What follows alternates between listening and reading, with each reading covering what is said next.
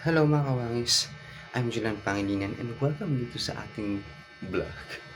So, hindi ko alam kasi kung anong anggulo ng camera, kung patayo ba o pahinga. So, pahinga na lang. Ayan, ayan. So, maraming salamat nga pala sa mga bumati sa akin sa nagdaan nating kaarawan, August 25. Thank you guys.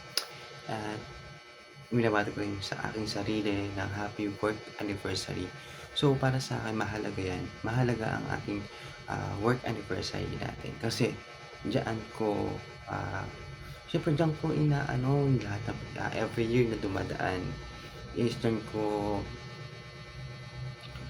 syempre yung iniisip, yung mga pinagdaanan ko, kung syempre ganun kasi ko, ah, syempre, gusto ko, minamahal ko kasi yung trabaho ko. Hi Marie! Hello. Say hi Marie. Sumasama ko ngayon si Marie. So, pakatapos lang niya kumain. Sasalita ako eh. Pero yun, kwento ko lang, siyempre yung mahalaga talaga yung work anniversary sa akin. So, every year, alam ko yan. Lalo na kasunod ng birthday ko. It is a gift para sa akin to. Kasi ilang beses akong... So, haggard pa tayo guys. Yeah, so galing kasi akong kagabi. So, karoon ako ng time. Napag-tripan kong mag-video, mag-vlog. And, hello, kumusta kayo? Ayun, mahalaga kasi sa akin. Mahalaga sa akin ang work anniversary ko. Ang dami kong pinagdaanan. Talaga, ilang beses akong sumuko. Diba? Ayan, nagpalakas lang ng loob sa akin. Yung mga tao na sa paligid ko. Yung pamilya ko, syempre. Ayun, syempre, kailangan din natin yun. And yun guys, sobrang saya ko dahil ang dami ko pinagdaanan guys na madaming masasakit na salita. Ayan, syempre, panlalait. Lahat yun tinanggap ko. Nagsikap ako. Kasi, wala namang masama kung kahit magmukha kang nagtsatsaga ka eh, diba? Ang importante talaga is matuto magtiyaga kahit magmukha ako. Lahat sinusulat ko yan. So, may record pa nga ako yan lahat ng ganyan kakapal na mga scratch ko, na mga notes. Andun lahat yun. Tapos, kapag binabalikan ko na is, oh, basic lang. Ganito pala yun. So, hirap na hirap ako dun. And, so, bakit nga ba? Hirap na hirap. Sabi ko, kapag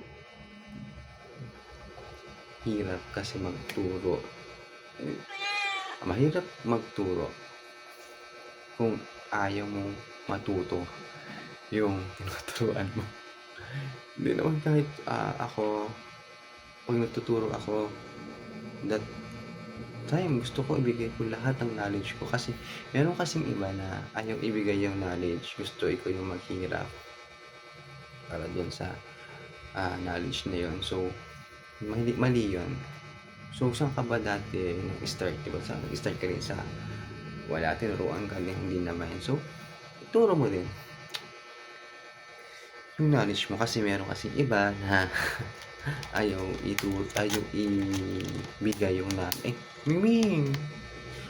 ayaw ibigay yung knowledge niya sa iba dahil hindi ko alam kung bakit.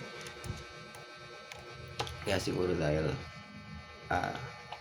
naging slow yung aking knowledgeable.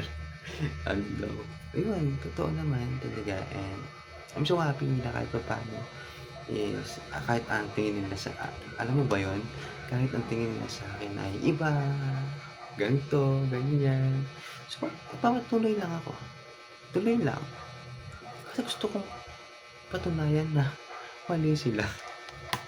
And nawasan ako. Diba, dito pa rin. And I'm so happy for that. Hindi ako pinabayaan ni God kasi lagi ko siyang kasama. Yun guys, and mga tao sa paligid ko. Kailangan mo lang mabuti. Kailangan mo lang maging mabait o mabuting tao sa kapwa mo. And then, hindi ka pababayaan ni God. Yun lang. So, try lang ako. Bakit?